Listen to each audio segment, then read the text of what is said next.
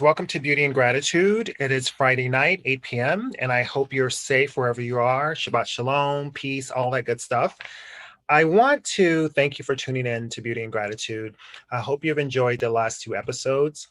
I believe last week was Juliet Silva Yee, as well as Reggie Walker, his new book, to inspire you about his life as an NFL player and how he's come out of that world and really focusing on being whole and also training people how to use that knowledge to become better business people, better men, better partners, better fathers. Also, before that, we had Elizabeth. Let's see, Elizabeth Meredith, as well as Justin Davis, who work in the film and television world, and they're amazing as well. So, thank you for tuning in to Beauty and Gratitude. Today, I have with me Winston Trey Peace. He goes as Trey Peace. He's a model, musician, also all around amazing soul. I love talking with him. We met a few years back, chatting about. We actually it was a photo shoot, and didn't have much conversation during that photo shoot, but energetically, I was totally zoning in on him, trying to gauge his energy. And we slowly kept communicating, and we'll talk about all those things. So, welcome, Winston Trey Peace. Trey Peace. Thank you. Hello, hello. Thank you for having me, D. Thank you. Thanks for coming on, man. Yeah, for sure. Actually, it's funny, thinking back to when we met on that photo shoot. I remember showing up like under the weather and like not feeling well. And Really? immediately when I met you, you opened up your home to me. You were like, how can I help you? How can I make you feel better? And I was just like, okay, this guy's a good guy. I had no idea you were sick that day. You were like immediately offered me like water with lemon or like some ginger tea or something. You were trying to give me something to eat, like just anything to make me feel more comfortable. And it was a good way to start the day. Yeah, and I had just moved to Los Angeles, and I think you had as well. So it was very new to me, Mm, and that's just how I am naturally. No matter who comes into my home, it's like I want you to feel at home. And hmm. even though we were doing a shoot, a photo shoot, I still wanted everyone to feel, like family, if you will. Yes.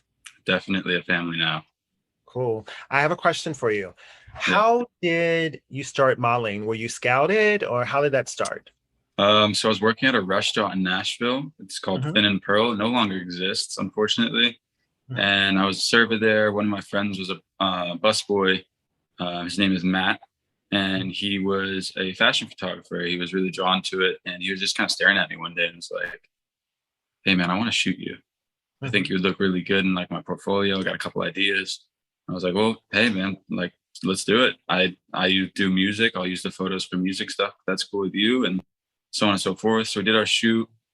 Um, I ended up posting on my Instagram like our photos for afterwards. And as I'm posting, I'm like, you know what? I'm realizing my Instagram is private.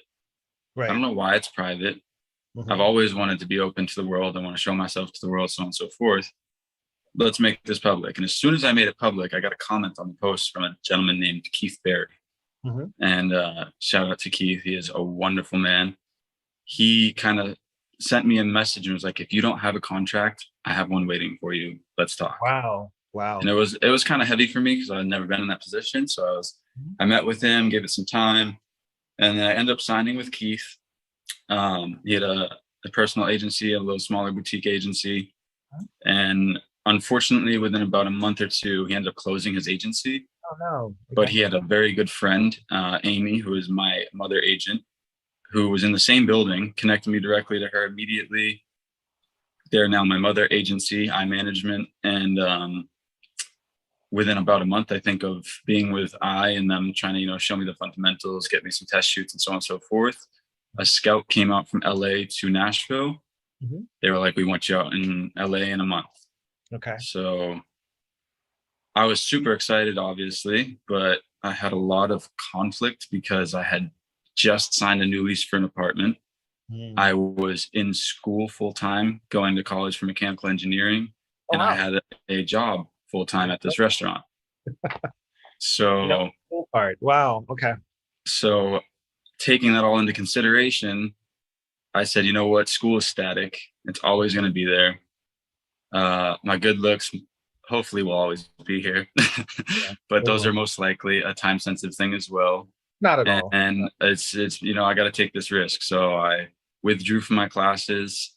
I broke the lease on my apartment, which was very difficult to do. I felt very bad for the landlords because they're wonderful people, but also it was difficult for myself because I had to sell a bunch of my music equipment that I had at the time. I had just finally gotten to this stage with my studio in my home, and I was like, yes, this is it. This is the quality I want. And then I had to sell it all and make the sacrifice. And then quit the job I had, security, financial security. That was definitely scary. Packed up everything I had in my little Volkswagen, and I drove up to Boston, said farewells to family and stuff on the East Coast from Nashville. And then I drove all the way back to LA. Wow. With $150 in my pocket and a Subway gift card.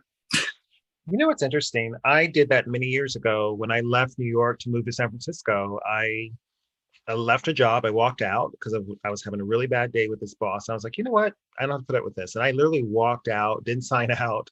I could care less if they paid me or not. And I had, I think, one more check coming from, because I worked full-time someplace. I had a part-time job and I was in school.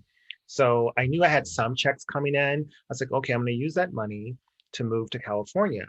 And broke the lease. And I did the same thing. I moved across country with very little money, actually. And I just told myself I had a month to find a job, So my point is you made a leap of faith, which is beautiful. 100%. So where did you grow up? I grew up in Marblehead, Massachusetts. It's a small little fishing town just north of Boston on the North Shore. Nice. So I'm in your neck of the woods right now, as you know. So yes, sir. Should I visit Marblehead? What do you think? I would definitely say yes. You should visit Marblehead. It's a beautiful place. Right. I think I took it for granted growing up, as most people do their hometowns. You see it as this place you have a big bias towards, and the whole world outside of it seems like the only other place you want to be. But yeah, definitely take a visit. My recommendation for lunch, check out Minos. Minos for lunch. Sounds like it's Greek, yes? Yes, it is. Okay. Wonderful gentleman there. Okay. Perfect. So what are some of the projects you're working on currently? Like your mom, talk to me. So as we all know, COVID slowed down a lot of things for everybody. As far as modeling, I hadn't been super focused on it up until recently. I've taken on the fact that this is my product I'm selling in modeling. It's my body. So I've been trying to focus more consciously as to what I'm doing for my health and how that reflects in modeling. As far as my skin, I struggle with acne on my face here, on my jawline, so on and so forth, which is doing phenomenal right now. And outside of that, I'm focusing back into modeling. I've been working on a lot of music. Very excited about that. I have a couple of projects due to release soon, starting with a 2-part mixtape called The Mixed Tapes. Love it. So y'all will see that soon, and then followed by my first EP. Very excited about that. And we have some hopes and plans to get some visuals out for the mixed tapes, and then followed by 2 to 3 visuals for the EP. That's great. Winston, thank you for sharing. I know under your record label, you're Trey Peace, correct? What's that? Trey Peace is your... Yeah, so my artist name, and I grew up most of my life going by Trey up until I was about 21. I was like, I'm older.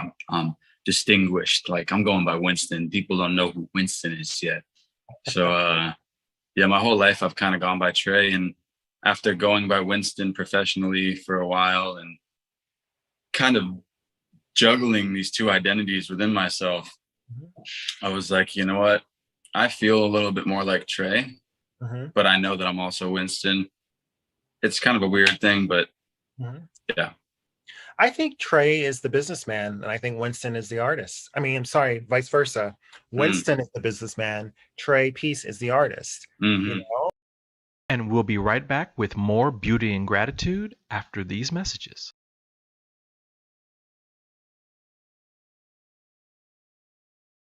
We work so hard sometimes. Isn't it time for a break?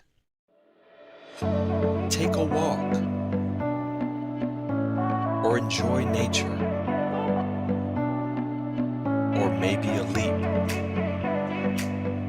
Or a ride. Or even a dip. Spending time with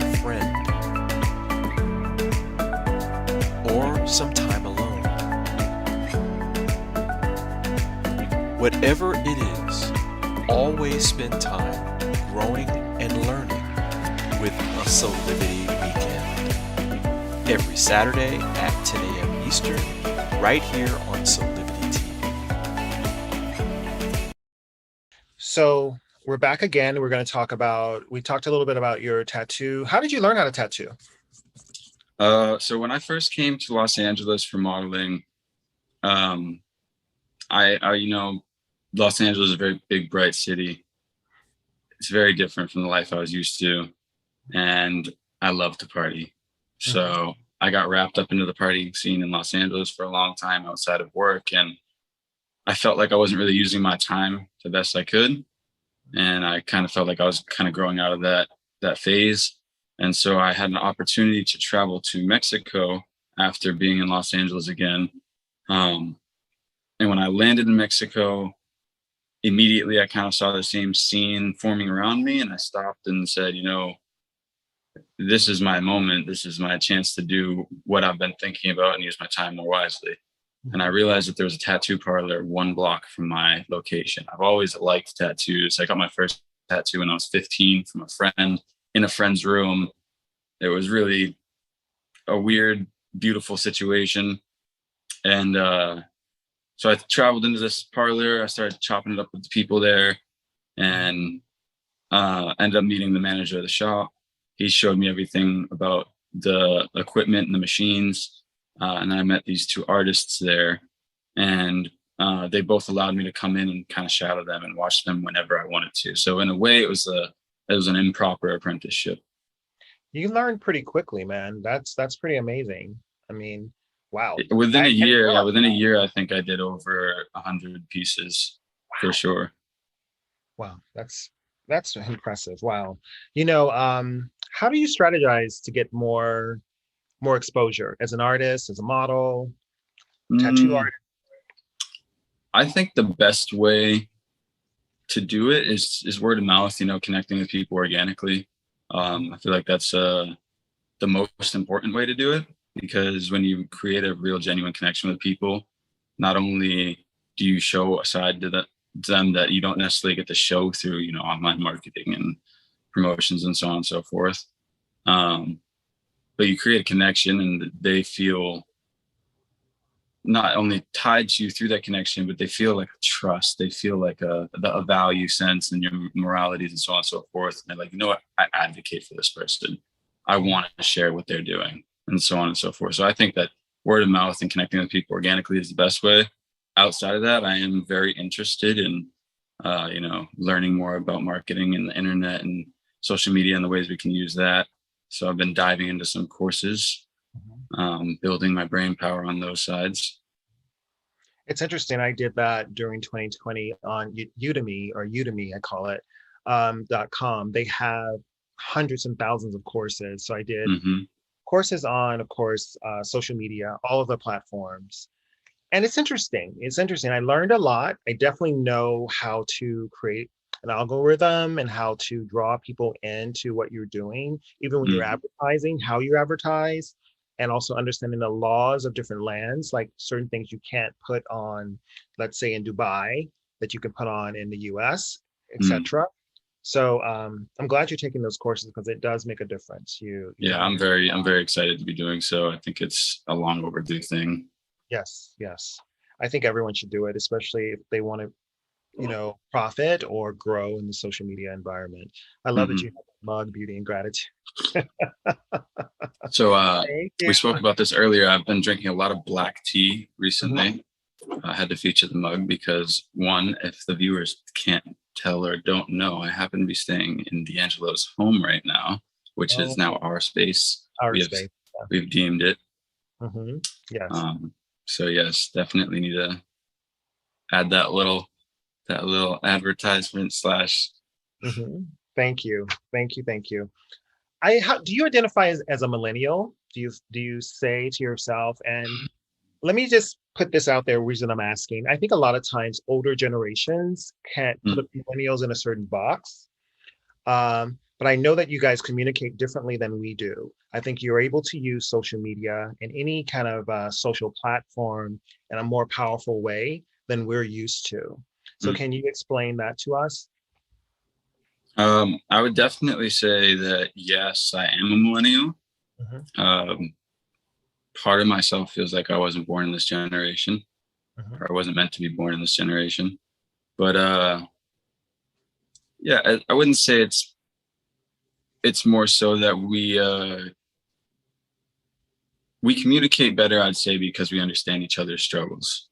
You know, just as older generations might box in millennials into this box, our generation does the same thing to the older generations or the generations younger than us. And, you know, whether we like to admit that or not.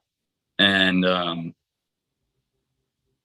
I think that the reason we communicate so well with each other is because we're all fighting to find our footing in the world that's, you know, happening around us. And sorry, getting a phone call. Buzz that off. And I think that it's, even though the world seems to be the same and there's a lot of conflicts and social issues that are happening now that reflect almost in a mirror image to things that have happened in the older generations' times. You know, they're not our age and they're not going through what we're going through at this time. And age has a very important part to play in your place in life and what opportunities and things you're allowed to get into and not allowed to get into, as far as you know, what part you play in society. And so yeah, I'd say that I'm a millennial, and I'd say that I'm proud to be a millennial. I'd say that I'm proud of the people, I'm proud of my peers that are out, you know, expressing themselves freely without fear, because there's a lot of backlash, I'd say, from older generations that might look at my generation and be like, that is just absurd. That is not how you do things. That's not how we did things. You're right. It's not how you did things. It's how we're doing things. Right. We want to show you that it can work. And I accept that because, look, I consider myself on the pulse of pretty much everything that's going on with many generations. And I do understand millennials. I do understand their identity and choices, how to choose identity and not being confined to a box. Like you, I think I was born much too soon. I think I would have thrived. I do okay, but I think I would have thrived much better during this time because I've always seen people as not three. You know what I mean? Male, female, and bi or gay or whatever. I've seen people really as individuals, and however they identify themselves is how I accepted them. As humans. As humans. And I've always had friends that are transgender or whatever, and I always embrace them. I remember once having a party, Trey, that a friend said to me, really kind of, what's the word I'm looking for? Stuck up, you know, friend said to me, he's like, why is this person at your party? And if there wasn't a cartoon of my body, I felt fire come up in my feet all the way through my body. And my thought was, I won't use the word, who are the blank? Who do you think you are to tell me who I can have in my home? And for me, this person's beautiful. You know, everyone here is beautiful. That's why they're here. And I had a small apartment in New York City, had over 75 people in this apartment. I mean, amazing. Tiny. But we all had a great time, but I really didn't appreciate that. And ironically, I stopped talking to him because I was like, I don't want people around me who lock people into boxes ever, you know? And if I have a gathering, I want all walks of life, you know? Just a human experience, right? That's who we are, a human experience. So what has your observations been in the past 5 to 7 years of what's going on nationally and globally?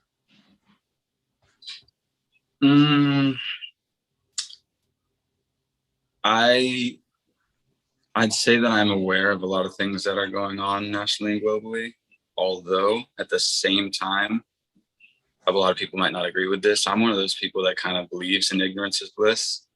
I don't watch the news often, partly because majority of the times I get on there and start watching it, I just get upset or I get stressed out, and then I feel sidetracked from things that I should be focusing on. But not to say that what's happening on there isn't important. But you know, I know that there's a lot of justices that people are fighting for, and there's a lot of injustices that are still happening. And I just think it's important for people, you know, people fear what they don't understand, right? So a lot of people in power are making a lot of decisions that are affecting a lot of people out of those fears or out of their belief, because their belief is drawn from a fear. Right. And I think it's important for us to face those fears and to have the conversations that people aren't having, because that communication is ultimately what breaks down those walls. And yeah, I see the more people are talking about things, more people are communicating about them and breaking down this mystery as to what could be on the other side. It's definitely creating a better society and a better place for us to coexist. That's true. I'm going to pause right here, guys. We'll be right back with Beauty and Gratitude. Thank you. Welcome back to Beauty and Gratitude, everyone. I have a few more questions for Winston Trey Peace. Trey Peace being his album's going to drop soon. I should say mixtape, right? And mixtape first, then the EP. And EP, yes. So first and foremost, what are you grateful for? Oh, this is what I wanted to share. Mm-hmm. So I'm grateful for a lot of things. Let me do it without what I'm going to share, so it just comes organically. I'm grateful for my family. You know, through the years, you grow up with family, you butt heads, and you distance yourself to find independence. But really, at the end of the day, family, and that can be your blood family, that can be your tribe you've found.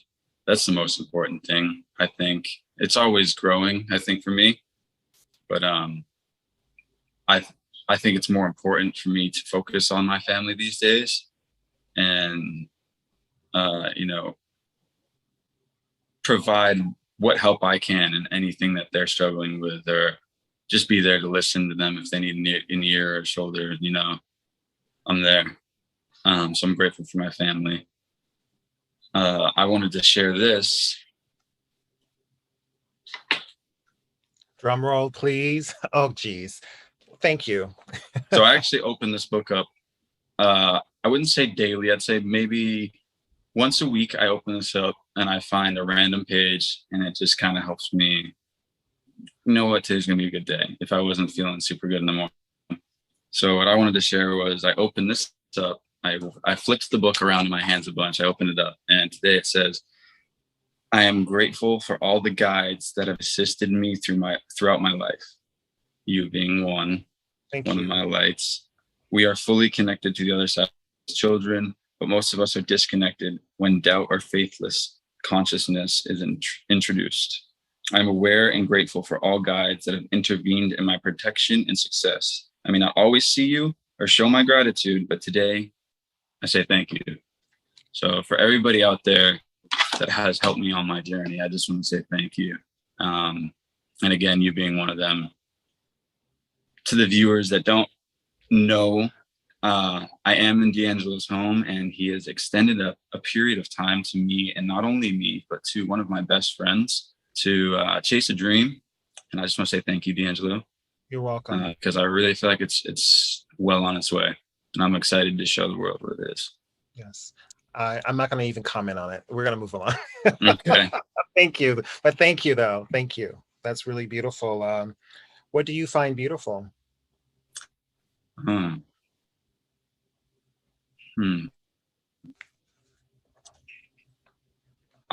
I find no filter to be beautiful. And when I say that, I mean no filter in the words we speak, no filter in the emotions we display, just the lives we live, kind of. And in today's world, you know, I feel like we lack a lot of that. Yes. Everything is, you know, curated to show you the biggest, brightest, best versions of everything. And it's like kind of fucking sucks, to be honest. And I think that it's important for us to find confidence in our flaws and in the flaws of the world, because it's the classic good and bad, you know, without the good, there's no bad. And without the bad, there's no appreciation for the good.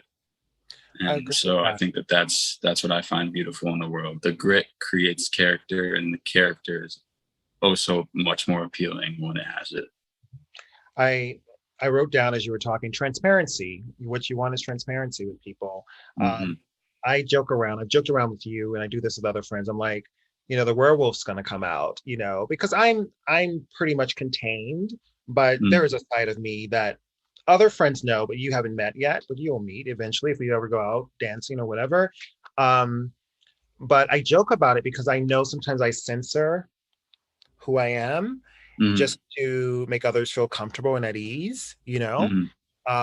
But when it comes down to it, I always show them who I am, and whether it's on a job or with my family knows me very well. They know when a certain bass drops in my voice, I mean no games, Hmm. and the same thing with friends. They know that if this voice changes, that okay, something's up. He's about to go in, Hmm. So Hmm. it's okay, I think, to say what you just said is like to be transparent, to be open, to show light and your dark side. I think Hmm. all are beautiful. And I tell friends often, I'm like, show me your darkness. It's okay. Yeah. Show me your darkness. It's okay. Because everyone wants a safe space, right? Hmm. Mostly the show is really about inspiring, but it's also showing the yin and the yang, Hmm. dark and the light, all aspects of ourselves, and I extend that to you, and you've shown me your true self, I believe, and vice versa. I'm a shit talker, and I have always been one. I do my fair share of shit talking as Yeah. well. And I do censor with that because, in this world of Me Too, this world of just being very careful what lines you cross because you don't know what people's boundaries are. There's Hmm. certain types of jobs I hear things and it's like, whoa, but the people in the room are comfortable with those conversations, But then you also have to be conscious of a person's beliefs, their religion, et cetera, et cetera. So transparency is the word that came up when you were talking. I want to thank you for coming on my show, Beauty and Of Gratitude. course. And can't wait to hear your mixtape. I can't wait for the EP.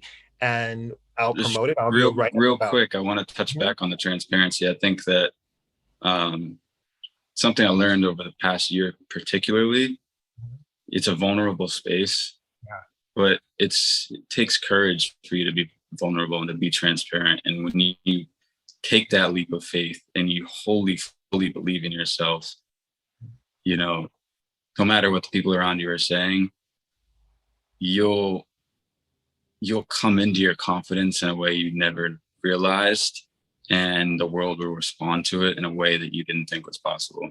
So I encourage anybody out there who is on the fence about a leap of faith, about being true to yourself in that leap of faith, take it.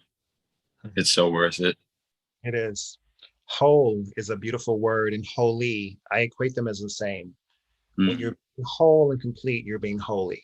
you mm. know. So I'll leave you guys on that note. I want to thank Winston Trey Peace for being here. How can Thank we you. reach you? How can we reach you on Instagram? And My Instagram is Trey with 2 underscores followed by Peace. Mhm. Thank you. Uh, the upcoming 2-part mixtape will be released through that and through my soon to be released website. So that will be coming forward soon as well. And otherwise, you can email me at lifeofmrpeace@gmail.com. Thank you again, and we'll be back next week. Thank you.